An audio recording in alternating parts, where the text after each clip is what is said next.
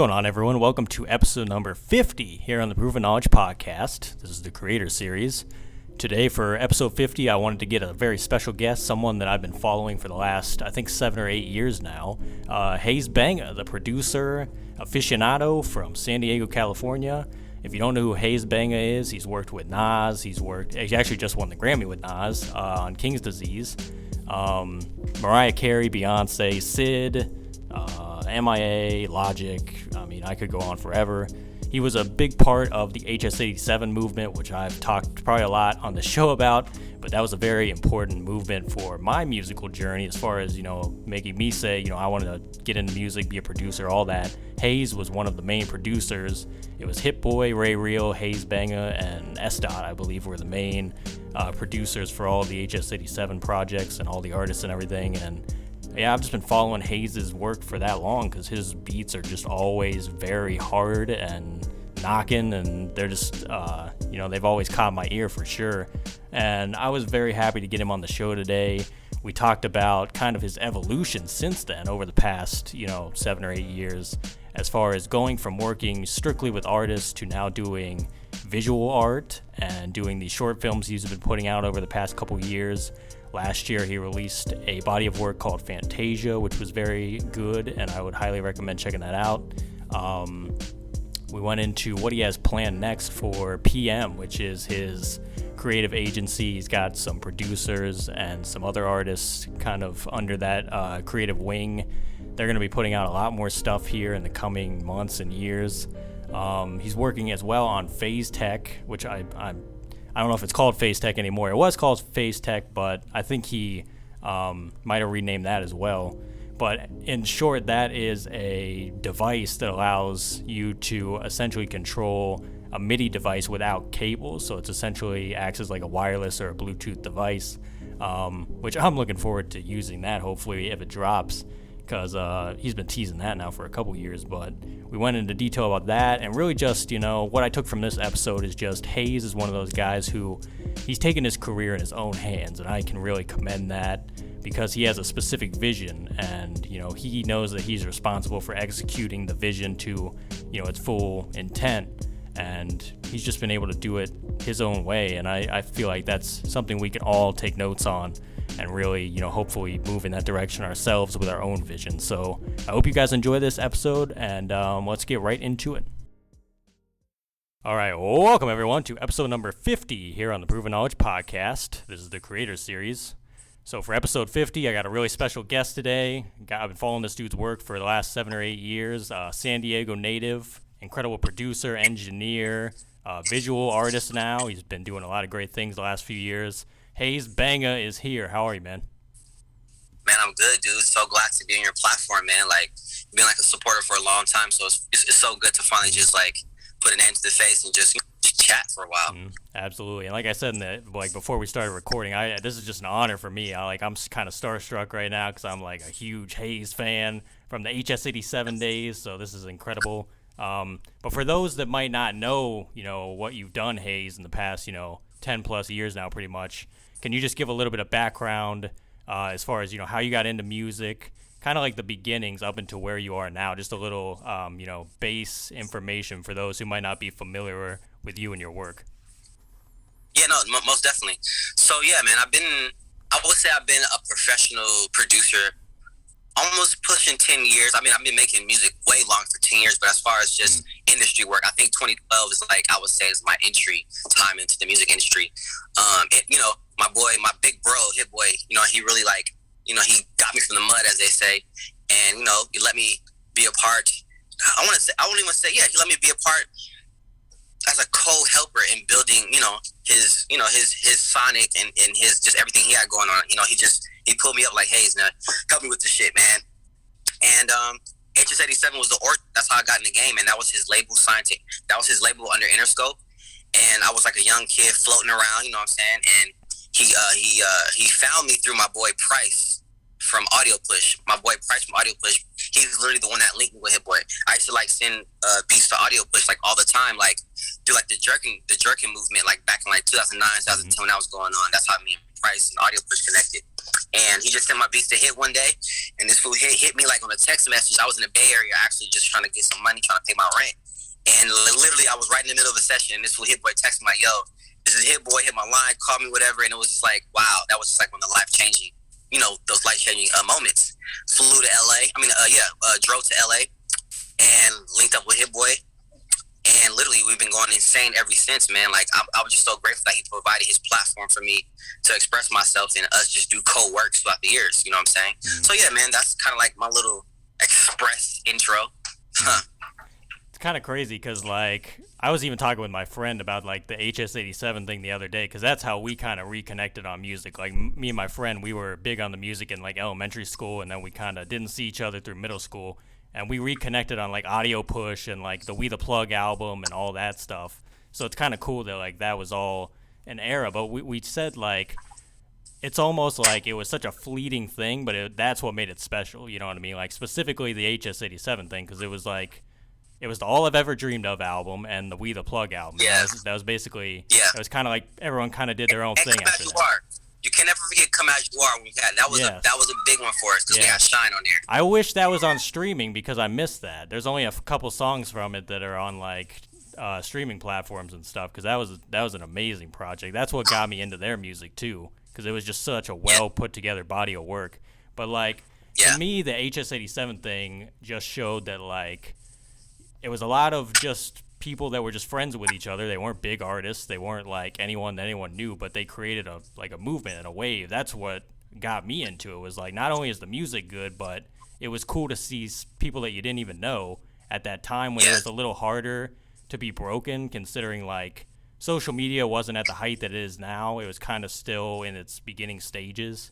So to see like Hit was already doing his thing in the industry and everything, obviously, and then he took like this group of people and just made amazing music, and the music just spoke to the masses. And you had like the G Unit remix for Grinding My Whole Life and like all these other things, and like you said, the Revolt TV like interviews and all that stuff. And I remember the All Def Digital like HS87 like documentary. So it was just crazy to see like a movement that was just started so organically become such a big thing. And like, while I wish it would have lasted, I think like it's still kind of around, I think like it has evolved into something different, especially with what like Hit has been doing with all these artists and everything now.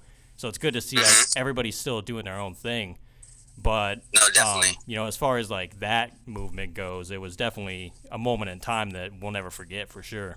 So it definitely was special, man. Like I have to speak to the organicness because a lot of things in the industry isn't organic, and that was like all us in our early 20s thinking the industry was organic. Like we thought when you make a song that the fans or the world would just get your song and make it big. Mm-hmm. We didn't know that you had to have a publicist or you had to spend $200,000 at the radio, or so everything at H87 was just us young, or us just being young and excited and just thinking everything was organic. So nothing was forced. Like all the music that we made was literally just us like being in the house and just trying to top whatever's out there in the music world. We need to make that and better, and then also revolutionize music, because that was a big thing for me. Like when I got into the game and once I understood that I had a platform to affect change, like after getting on Beyonce's album at like 24 years old, after being on the streets, and then now I'm on Beyonce's album, and like now the whole world is hearing stuff that I did. Mm-hmm. Like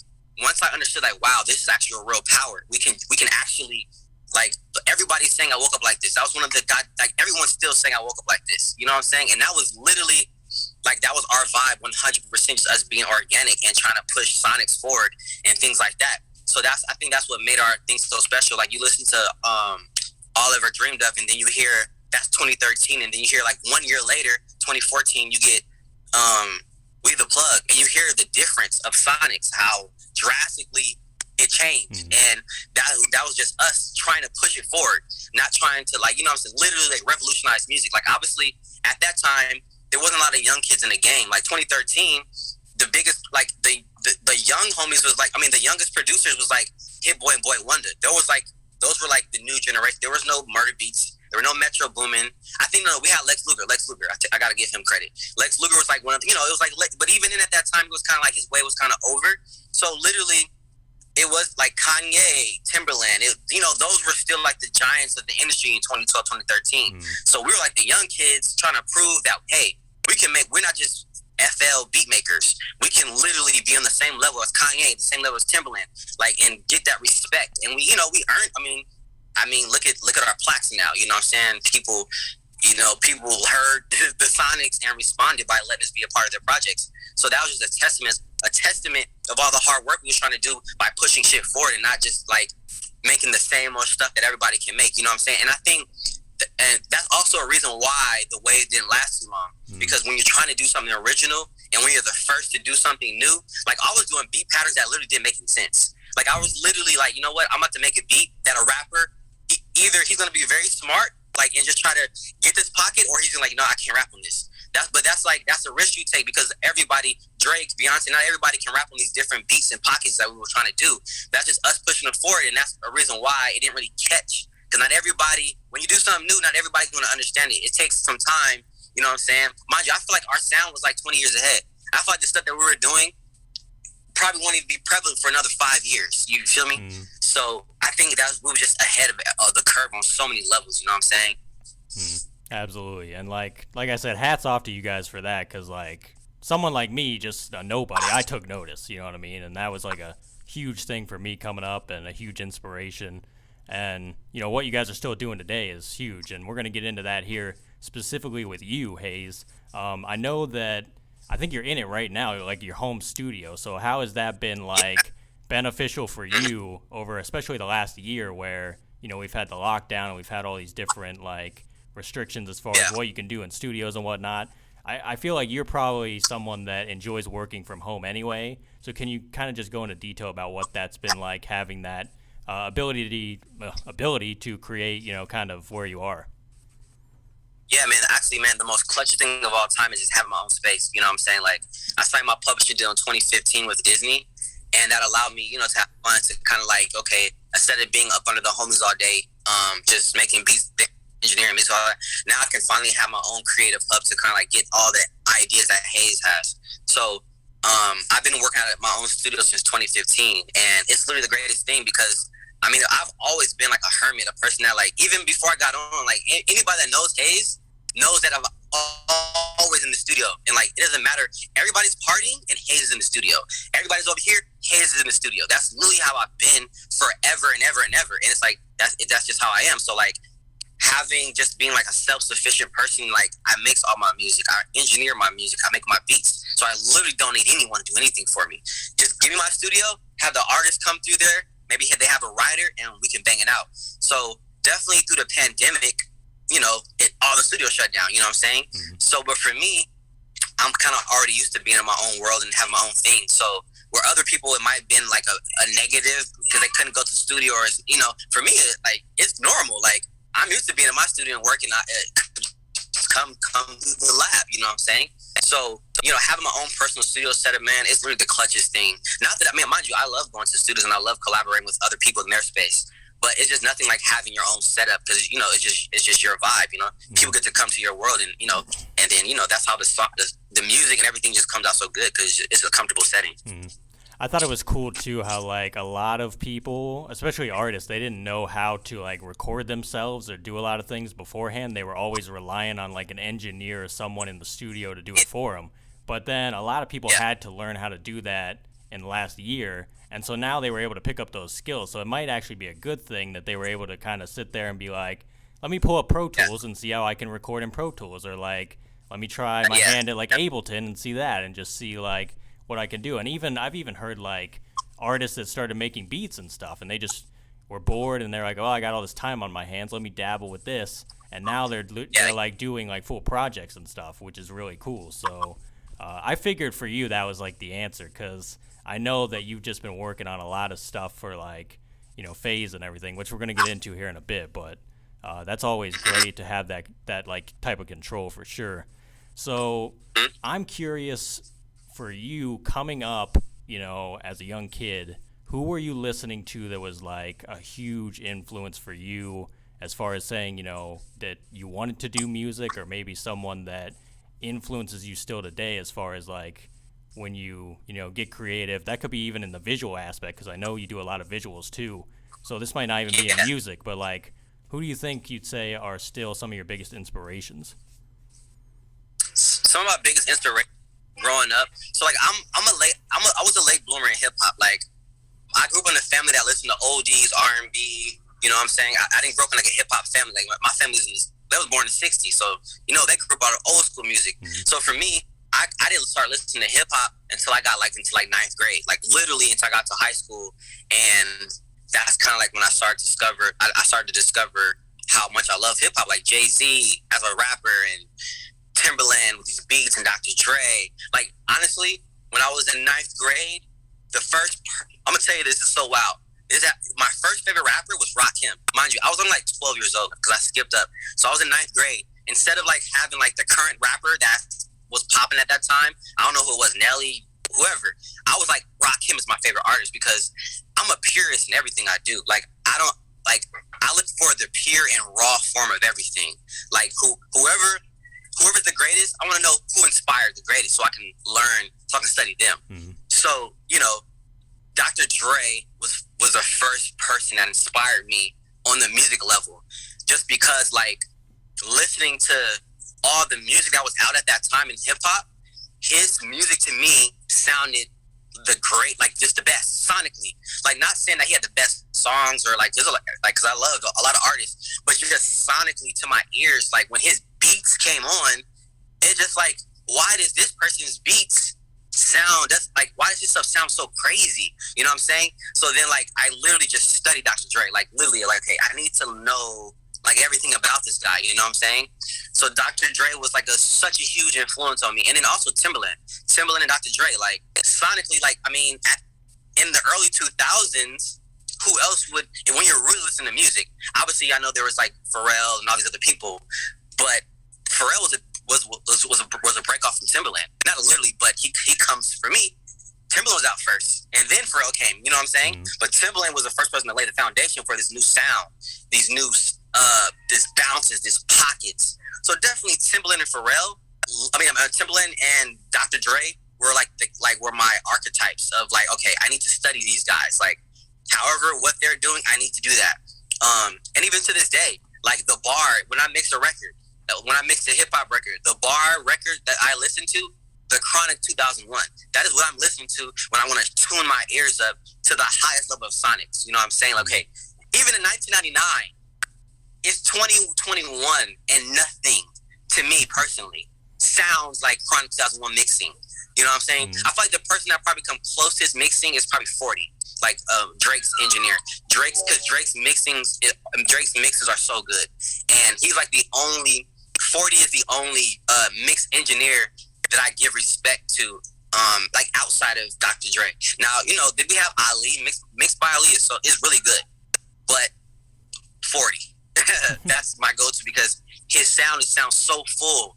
It doesn't sound overly compressed. Like I can hear the kicks literally like thumping in my chest, the snare smacking my face. So like, that's the bar. Timberland, like if you just go listen to Get Your Freak On, like just go listen to that song. Go listen to Get Your Freak On speakers and tell me those sonics weren't ridiculous and still are ridiculous. Like, because mind you, I'm not really loyal to like an era. Like, I love all the music that's made right now. I'm a fan of like artists and producers now. I love everybody. Like, I'm not like, oh my gosh, only 1999, 2001 is like the bar. No, like, because there's a lot of trash music. Like, I love music. I love music on every level. But just, there's a bar like Thriller. That was the bar for the entire music industry. Mm-hmm. Michael Jackson changed the entire world, not just America. He changed everything. That's a bar, you know what I'm saying? Production value.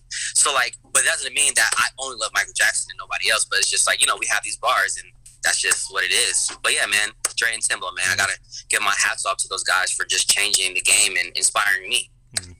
Well, that's probably where the knock comes from you, because you got the fucking most banging beats I've ever heard, for real. Especially out of like the last like 10 years. Like, no, like legitimately, like your sound is so unique too. Like, if I hear it, I'm just like, oh, well, Haze had to do that. And check the credits, and I'm like, see, that made fucking sense. Because like, it literally, I don't know if you can make a bad beat, bro. Like, I'm not gonna gas you up, but like, I haven't heard anything from your corner that's been like not pleasing to me. So. Oh, dog, thank you so much. But thank you so much, bro. My next question, though, would be, I know, obviously, your credits go pretty damn deep. M.I.A, Logic, Mariah Carey, Nas, all these different people. So I know this would probably be hard to narrow down, but out of all those tracks and all those artists you've worked with, is there any one that you'd say was like your favorite to be a part of that kind of just sticks with you? Maybe you remember making the song or something, or is there not a favorite? Because I know there's a lot of material that you've been a part of. Yeah. My favorite is definitely M.I.A because I was literally such a big fan of her before I got in the music industry. Like, I remember just being on the Indian reservation, and I remember when Pepper Plains came out, and everything about that song, I related to that.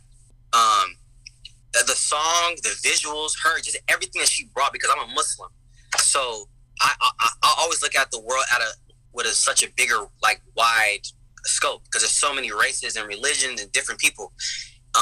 So when she came out, she literally was multicultural. She had black people, she had Sri Lankans, she had just all these different cultures that I was always just used to seeing, like, growing up. You know what I'm saying? Being in the mosque and Arabic and just being around these different type of these people. Mm-hmm. I just related to everything that she was trying to relay in her message, and even just being conscious and having a political point of view, like, that's just all Haze all day. So I was like, wow, like, I would love to work with M.I.A one day, and Santi Gold as well, and one another is experimental artist, and I'm an experimental artist myself. So that was literally, I think 2012 is when we it was like the end of 2012 when it was like, yeah, I met M.I.A in New York, we might get to work with her. I was like, yo, like I was tripping. I was like, wow, like, okay, cool. I wasn't trying to get hyped up because I don't like to, like, put expectations on anything. So yeah, dude, when we worked on M.I.A's project for like a month, we did like 2 weeks in New York and another 2 weeks in Los Angeles, and it was just me, her, and Hit, and we got to do whatever we wanted. And she's so outside the box of the way she creates, and I'm like, this is literally heaven. So yeah, M.I.A is everybody I've worked with, M.I.A is my number one artist. Like, you know what I'm saying? And then just her being there and just having conversations with her, just me and her when no one's in the room, just me and her talking, and just having an opportunity to have a conversation with an artist that I looked up to it's just surreal. Mm-hmm. So yeah, man, that's definitely at the top of my list.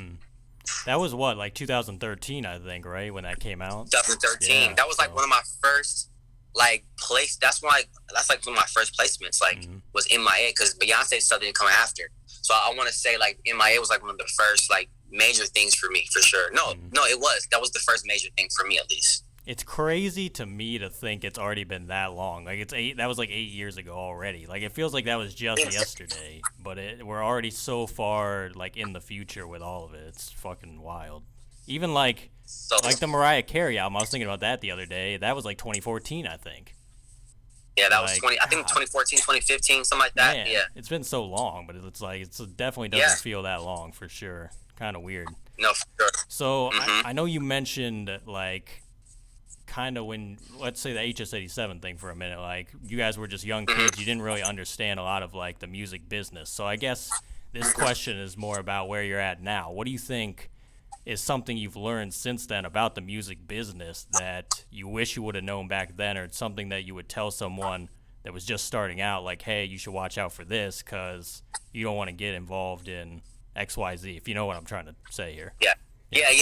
I think one thing I would probably say, because I'm gonna sit there a lot, I had a blessed journey. Like, you have those stories when people, they say they've been taken advantage, this and that. Not that saying it's been perfect for me, because I definitely have a few incidents where, like, okay, that wasn't right.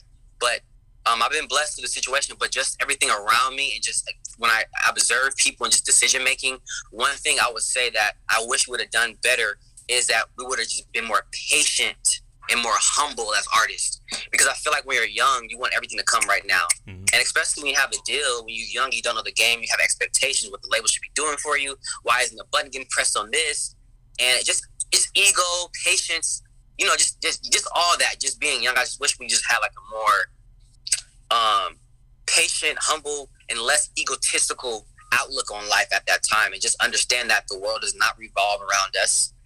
it's like, or an individual, it's like, you have to understand, like, you have to literally put extremely hard work in, and nothing is ever going to, you can't escape work. You can't escape hard work.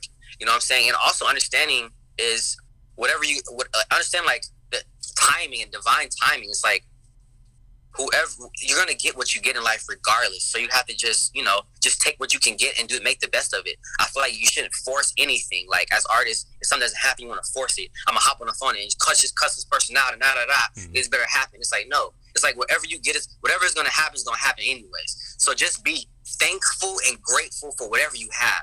And that's probably one of the biggest things, is being grateful and thankful of the opportunity that we had at that time. You know what I'm saying? And that's probably what I would probably, go back in time and say, hey, everybody chill out. Pretty much just chill. Take a chill pill, guys. It's not that serious. We're blessed. We're in a great situation. No one needs to pull their hair out or anything. Yeah, man, that's probably what I would have, went back just said. I know, like, for me, especially in the last, like, 3 years, I think I've learned the whole patience thing more and more, because it's like, you do try and get in a rush and get ahead of yourself, and you want everything to happen like when you want it to happen, but then you don't understand all the different moving parts that go into it, especially when you're trying to work with, like, other artists and do other things. It's like, right, you have to be on their schedule too at times. Like, you can't just have everything you want when you want it. But I think, like, I've gotten to the point where I find pretty much good peace in just saying, if I can get the most out of today and just today alone, then I'll feel good moving forward. And if I just take it one day at a time, and if I can, go to sleep every day and be like, I accomplished this, and this today that was on the bill, then I'm doing what I'm supposed to do. You know what I mean? It's like, I think that's a better way to go about it, as opposed to just trying to jump ahead. But I understand why people do it, because, like, and again, even with, like, the social media era we're in, we see people have all these, like, accomplishments, and we see these things in our face every day. But we don't understand that there's work that has to be done to get to that level. It's not just like, it's not just going to happen for you. So I think that's, like, the best advice you could have on any level. And, like, if you apply those skills and just, like I said, the repetition, it's going to work out eventually. You just have to have the faith in yourself to be able to, build it up and do what you have to do. So that's no, 100%. There were times, I'm not going to put any names out, but Hit-Boy is such an amazing person, dude. Like, such a good heart and such a rare person in the industry. He's literally put so much work in. Like, he was in the game for all of us. He'd been in the game since he was a teenager. And he built his platform, and he shared his platform with us, his unknown homies. He could have signed some other people. But the dangers in that is that, okay, let's look. I'm very talented as an individual, Haze. I'm like, okay, hey, I'm so talented in my head. I think I'm one of the greatest. You know what I'm saying? That's how you got to think as an artist. And Hit-Boy is allowed me to have his platform. In my head, I can easily, like, I'm better than Hit-Boy. I can easily get egotistical. Like, I can literally in my head erase all the hard work and all the years that he put on by himself. Like, by himself, to get himself here, and to, to share his platform, for me just to say I'm better than Hit-Boy, because I can make good beats too. And that's a poison, because you didn't put the work hard. I mean, you might have put some work. You put the work in your own world, but this specific work to get you on a specific platform was put in by this person. And you have to remain humble no matter what. It doesn't matter how, if you done made $1 million and you just won a Grammy. You always have to be like, man, I wouldn't be here if it wasn't for this person. No matter how talented I am or what I do in life, I'm never going to be like uproot myself like, yeah, I'm better than this guy. F him. He's over here, and start getting an attitude and start acting weird, and because that can easily happen. And I feel like that was a little bit energy that we had, is that Hit-Boy was such a gracious person to spread his platform to all of us. But some of us forgot that we didn't put the same work as Hit-Boy to get, you know what I'm saying? We didn't make niggas in Paris. We didn't do this or that. He's the one that did that.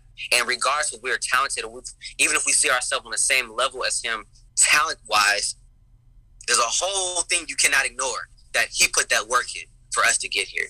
And that's, I think we should put that. I would add on to that when I was talking about just the things I would say.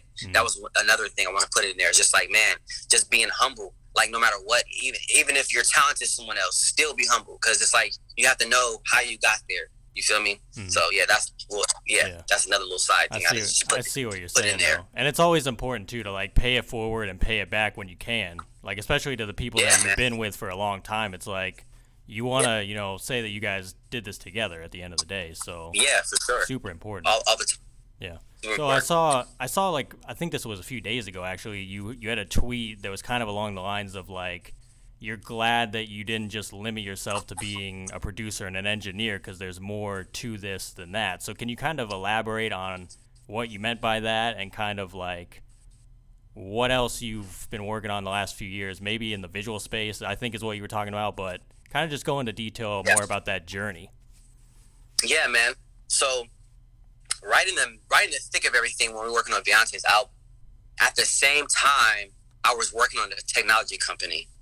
I just had all these ideas at the time, and like being in that space at the time where I was at, everything was so new. Like having success, being in the music industry, working with everybody I want to work with, everything was very new to me. I'm like, wow, this is a new space in my life. I've never been here. Like I'm having an opportunity to crack codes that I never cracked. So I've always known that I was a person that was multifaceted because before I done music, I directed my first film and literally edited myself on a little VHS tape and did all these things. I was like 10 years old. So I made clothes in high school. Like I've always just been like an overall creative. So being in the music industry, I was like, okay, right now this is what's the first thing on my list is like, let's get this music thing going. Like that was like, you know, I decided to be a producer. I decided to make that my main title when I was a teenager. Like, cool, I'm making beats now.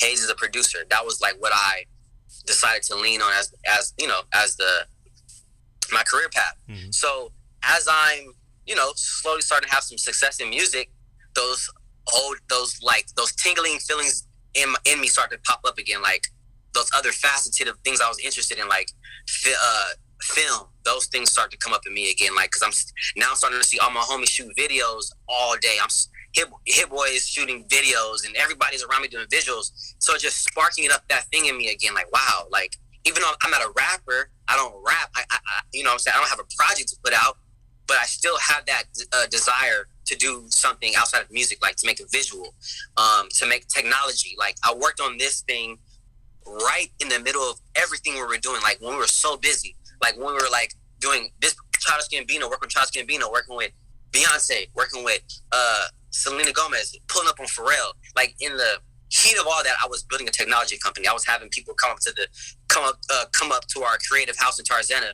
downstairs. Like after I stopped engineering, when there was a homie just like writing, okay, let me go downstairs real quick, have a quick meeting, and let me come back upstairs real quick and get back to the music. So I was really doing both at the same time. Like I've always been a multifaceted person.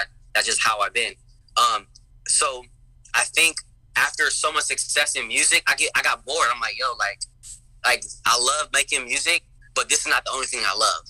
And I think 2016, 2017 is when I started to like, you know what, music is not just fulfilling it for me. Like I'm not literally just happy on making music. So I decided to literally take a chance and take a leap of faith, honestly, because when you go into another craft, you have to kind of like put something on the back burner. So my music got put on the back burner just a little bit. Not that I'm stopped making music, I'm doing that. But like, it wasn't like, okay, you don't see Haze getting all these placements now. Like Haze everywhere, HazeBanga this, HazeBanga that. I had to literally make a conscious decision to put something on pause so I can fulfill another aspect of myself. So that's why you see 2020 we got Fantasia. That was literally like, well, no, before Fantasia, I think 2019 I did Beamed. I don't know if you've seen that, but Beamed was like the coming out for me at least, of exploring a new lane for me, because most people in the music industry only expect you to do music only. Like in the music industry, it's very they want you to just only do one thing. They're not really a fan of people that do multiple things, you know what I'm saying? Because that's just how it is. So you're going to get a lot of pushback in the industry when you're trying to do multiple things, because people will say like, well, you're not focused on music, you're only doing that, so there's no way that you can be successful in this. You know what I'm saying? They put a limit on you because you want to do multiple things. So being in the music industry, I had to literally fall back because like I started to have these conversations with people, and just these things that these energies started to come up where like, oh, I'm not being supported. Like people only want Haze to sit down in front of that computer and make music, or they don't give a fuck about Haze. So that's when I discovered that I cannot exist in the industry alone, and I need to create my own world and my own people and everything because I have to, because this is not working. So 2019, I did my first short film called Beamed. I did everything myself. I literally rented the equipment. I shot it. I edited. I did everything. And I wasn't trying to prove a point to anyone. It was just like I was really passionate about film. So it's like I wanted to do other stuff by myself so I can learn.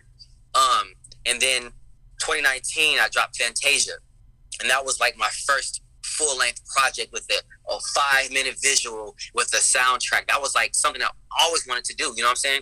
Like that was something I wanted to do in 2015. I wanted to drop a visual project, but it's like I just didn't have the vision completed yet. So yeah, man. Like I said in that tweet, I'm so glad that I didn't like succumb to like, all the pressures of the industry and all these people, my publisher, to just only be a music producer. You know what I'm saying? Because I would be sad. I'll be depressed, literally. I'll be like, man, I'm not fulfilling myself as a creator. So like, you have to kind of like be rebellious, man, against the system and do what you want to do. You know what I'm saying? Don't listen to nobody. Do what's in your heart. You know what I'm saying? And of course, it's just you got to put more work in. Like I want to be in all these rooms with all these people in the music industry. But at the same time, I also want to make films, and I also want to do technology. I want to do all at the same time. So this is all just something I take a day at a time because it's very new. There's not too many people in the industry that does what I do.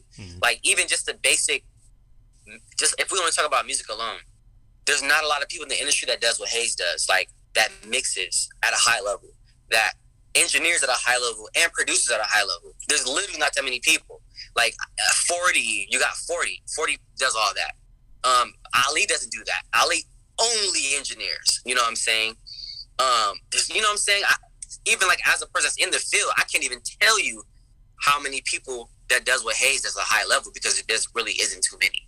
You know what I'm saying? So like, it's just everything I'm doing. I feel like I'm creating a new lane for creators in general. I'm trying to be an inspiration for creators like young kids that's coming up and that has all this creativity inside of them, but all they see is just kids making beats all day. They don't see person making beats, person doing a technology company, person that wants to do film. That's not really the norm. The norm is like you do one thing and you do that thing really good and you excel at it. So I think I'm just carving out a new lane for just the youth and just people that's coming underneath me that just want to be a pure creative and just make whatever they want in their head, not just get stuck on one thing forever and ever and ever. You know what I'm saying? So that kind of leads perfectly then into my next question. Well, it's not really a question. It's just kind of to have you explain Phase in general and kind of what it is, kind of break down on the team. I know you got Vincent. I know you got Idol over there. They're both hard as fuck. Yeah. The beats are crazy, obviously, the visuals. So, like, break down what the tech is all about, because like I said before, I'm a huge fan of that, and just kind of go into detail about, you know, what you got planned, I guess. Yeah, no, for sure. So it's not. So we formally have changed our name. We are no longer going under the name Phase Music. It's PM, and PM stands for Phantasmagoria. But we're not gonna walk around and say, "Hey, we're Phantasmagoria." We're just PM, peer, only PM. So like, if you go to our Instagram page, you'll see that it's changed. There's no Phase Music anywhere, and on Twitter, it's all PM. So that is like that's the new. Because I wanted to create a company that wasn't just music-based. And Phase Music, the last word is music. And I was like, that does not make sense for me because I'm not just a music person. And the people that are around in my crew, we're not just music people. We do all type of things. You know what I'm saying? So yeah, PM, that's what we're going by. But yeah, man, I got Idol. He's an amazing producer. And he has his own thing, Maniac Sounds, and him and Goon. Goon is signed to Def Jam. And so Idol is a part of PM. And he's also his own amazing creator that does his own thing in his own island with his own people. You know what I'm saying? You have Vincent. Vincent is a part of PM. But Vincent is, once again, another creator that he loves. I think Vincent was also a visual person before he was doing music as well. Like, I think he was into photography and things like that. So, yeah, man, like, everybody. And also Uni. Like, Uni's another. I'm not sure if you've seen her visual Time that we dropped in 2019. And we're also working on her project. She's another person that's under PM that is multifaceted. And we also have New. She dropped Fallout MP4. So pretty much if you go to our Instagram page, you'll see all the things that we dropped. We have New drop. I think she was the latest drop. She dropped in December 2020, and that was a short film she dropped. And then we're working on Uni's project right now, which is crazy, which is dropping very soon. So yeah, everybody literally in PM is multifaceted. We do music, we do visuals, we do we're paint, we're everything. Like we'll probably have a goddamn architect, you know what I'm saying, at some point. Like, it's just like, we don't want to limit ourselves to anything. So PM is just a creative house in general that we just we're covering all facets of creativity. Well, thanks for clearing that up, because I had saw that you guys changed like the website name and everything, but I didn't know that the name actually changed. I saw the PM. I didn't know that it changed though. So I know. So PM is a forward for sure. So I know you mentioned Fantasia, which great body work. Obviously, that jungle beat, I run that shit back all the fucking time. That beat was perfect. That was my favorite off the whole project. So are you gonna do like, because I know you had like Preston Harris on the first like track and you like chopped the vocals up and whatnot.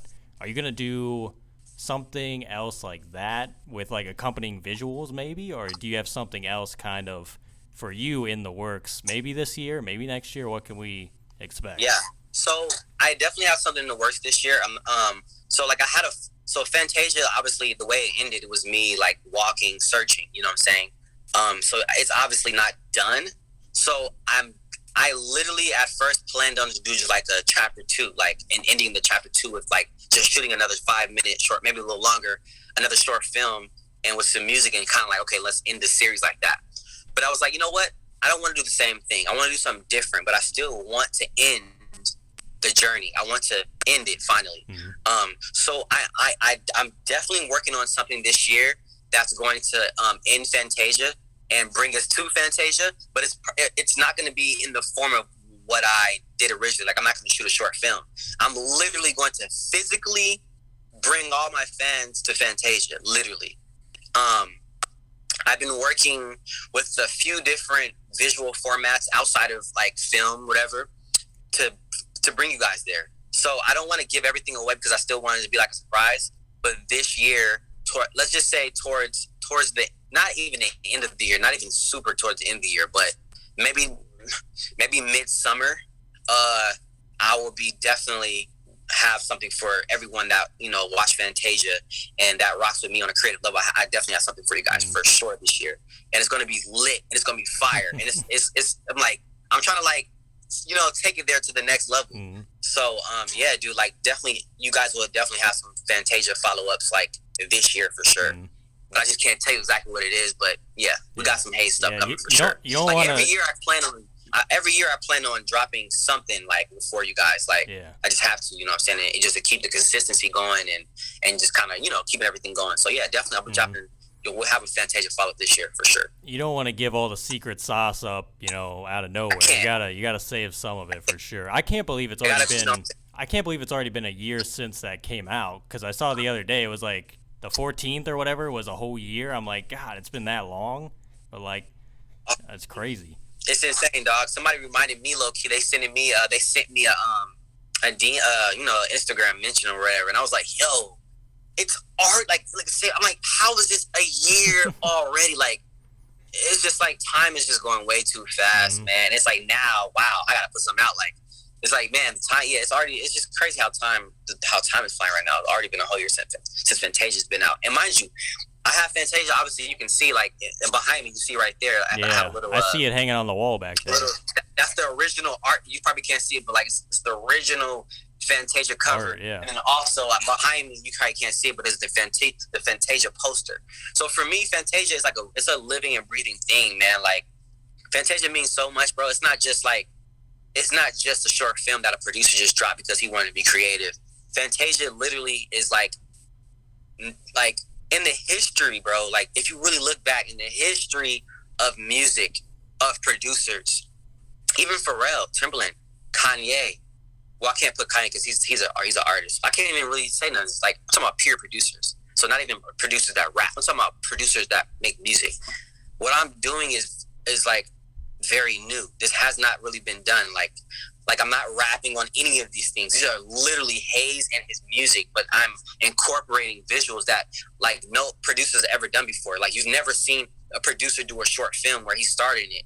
And it's like a silent film with like, you know what I'm saying? This experimental land that I'm doing. Like we have people like Kamasi Washington. He's he's somebody that inspired me. Kamasi Washington is like a crazy producer, and he actually does what I'm doing as well. Like, he has his visuals and his music, but I'm starting to see it. I think K Trinata just released the visuals. Like, I'm starting to see it happen slowly, but like the length where I'm taking is like no one's doing what I'm doing as far as a producer, like making this full-blown worlds. Like, I think I'm carving out a whole lane for, like, you know, just for people to do. Like, you know, you can literally do this now. You don't have to just make your beats and just rely, like, you know what I'm saying, on just making your beats and selling them and getting albums. You can now use the beats that you make to create your own world and live in it and do whatever you want.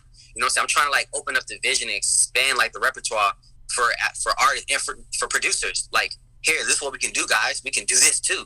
We don't just have to just be up under the artists all day and just live in their world. You can live in your own world too.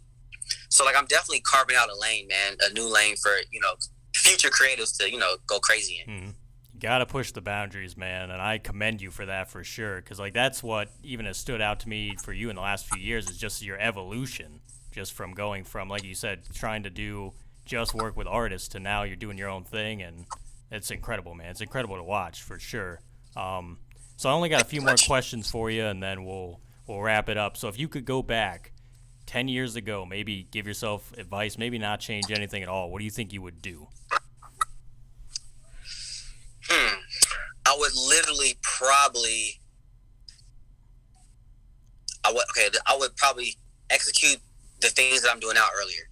So I would have started my visual wave way earlier. Like, I wouldn't have waited so long. To me, it's perfect timing. Everything I feel like everything I do is like I'm on time. But just for me, like, I would have probably started doing Fantasia earlier. I would have had more confidence in myself as an artist to do the things that I believed in earlier, rather than kind of waiting and like having success be the stamp for me. Like, okay, cool. Well, now Beyonce likes me, and I can do anything I want now. You know what I'm saying? Like, I feel like I should have been doing these creative things way earlier. So that's probably the only thing. I could probably go back in 10 years, like, just do things sooner than later. That's all. So then let's flip it then. 10 years from now, let's say, where do you want to be with Haze, with your career, with your life in general? Where do you think you see yourself? Yeah. So we haven't even talked about these things. So 10 years from now. Yeah, let's talk about that, Haze. Let's talk about that. Yeah. When am I going to be able to buy one? I got to be the first customer. Yes. So when... Dude, no, you don't have to buy one, bro. Like, all my day ones, getting it for free. So don't even worry about that. I got you. Don't even worry about that. Thank you, bro. So, my goal. So I've been working on this. Let's talk about this for a second. So I've been working on this little guy right here since 2014, and very ahead.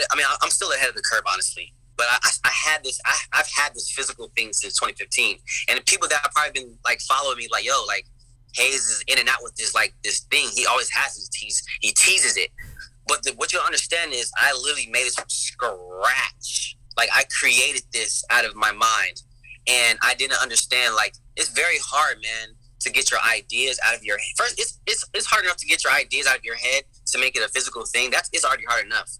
But I definitely getting it to market is a whole different thing, dude. Trying to get your product that you made to market and selling it on a legit mass level, that's a whole different thing. And that's something I've been battling since 2015. It's like, I've already have the product. Now, how do I get it out to the world? So I've been going through this journey with Haze, with this technology. And for people that's going to be watching this, so this device it makes any keyboard wireless. So, for example, so we have this little MIDI keyboard right here. You know what I'm saying? I can make this keyboard wireless and power it at the same time. So now, when you're in your studios or you're doing your live shows, you no longer need any cords. You literally can just get your laptop, your Haze, and your MIDI keyboard. You can be good to go. And so it's gonna open up a world of just new collaborations, because like in Logic, you can only hook up one keyboard. When have you ever had a beat making session and you seen like a free loop session with 4 keyboards and 3 loops at one time? Probably never seen that before. Yeah. It's mostly one MIDI keyboard. I have now opened the collaboration space up where now one Logic or one free loop session, wherever what DAW you're working on, we can now have 4 keyboards plugged up at once. So now, one homie can have the 808. One homie can chop the sample. One person do the snare. One person do the hi-hat. You know what I'm saying? If you want to do that, you don't have to do that. Mm-hmm. So, like, that's just, and mind you, like, you know, I'm going to let the creators figure out how they're going to, you know, do the collaboration mode. But also the live stage, that's where the Phase is going to just go insane and shine now. Because now, you don't have to stay put. Because, like, the cord is, like, is binding you literally to your computer. So, like, once you pull the cord out of your MIDI, that, you know, you don't have no connection to your keyboard anymore. So now you have to stay in this confined area on the stage. You really can't move around. So the Phase, it allows us, now we can move around. Like, now we can have 4 of our, like, Swedish House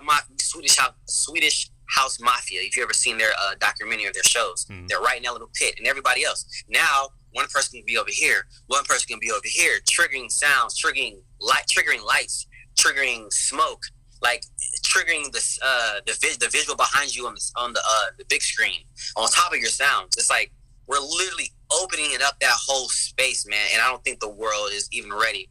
And also, people that are in the VR world, if people that like to play games, they have now opened it up in VR where they have allowed the MIDI Bluetooth space to open up. So like people that like to play games, like if there's like a game that requires a piano or something to be triggered via, like pretty much if you wanted to plug up your piano into your virtual world, you can now do that through Phase. Because this is literally allowing you to play, you know, to have your virtual instrument into the actual virtual world now. So it's like I feel like we're just on to something that I don't even understand what I have right now, low key. So you know, this is all a work in progress. 2021 is the year that I am getting this out. I've been working with China heavily to speed up the process. And yeah, man, I've been working for a long time, but I think this year might be the year that it actually comes out. And there's so much stuff in the background that no one knows that I had to go through just to get this stuff out to the world. But it is what it is, you know what I'm saying? Mm-hmm. Hopefully this will be the year that, you know, Phase comes out, you know what I'm saying? And, you know, hopefully, you know, the world will embrace it, you know?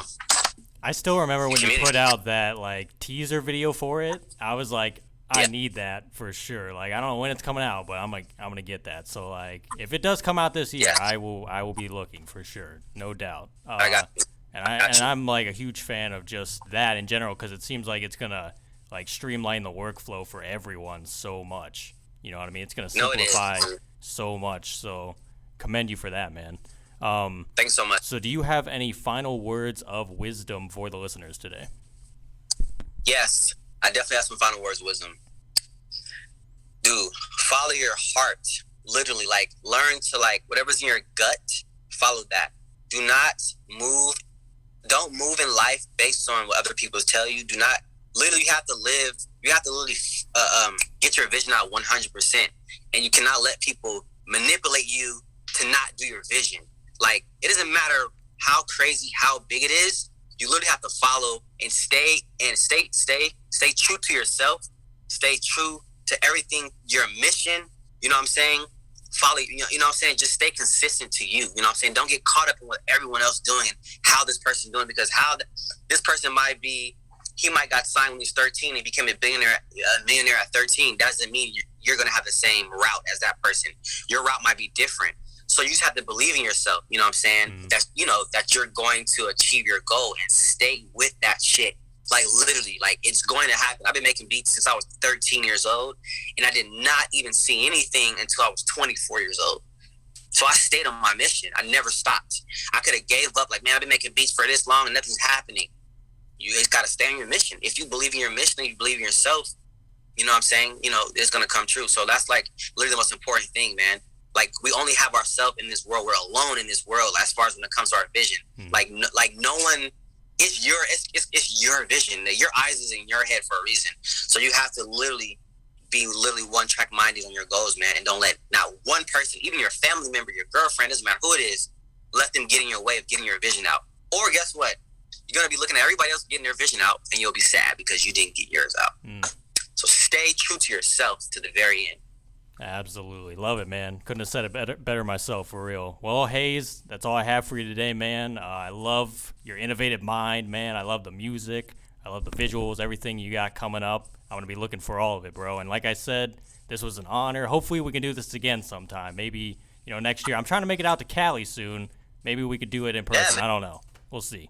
That'd be cool, man. I'm super down, man. I like I said, I rock with you, and like I'm down to help, build your I'm what I'm saying, like your platform is new, and like it doesn't even matter if you don't have that many like followers. Like I'm down to be one of your first people, what I'm saying, just because I rock with you and support you because you've been supporting me, what I'm saying, and like that's it's insane to have people that support you for so long, because like you'll have people that be in your corner when everything is going like just up.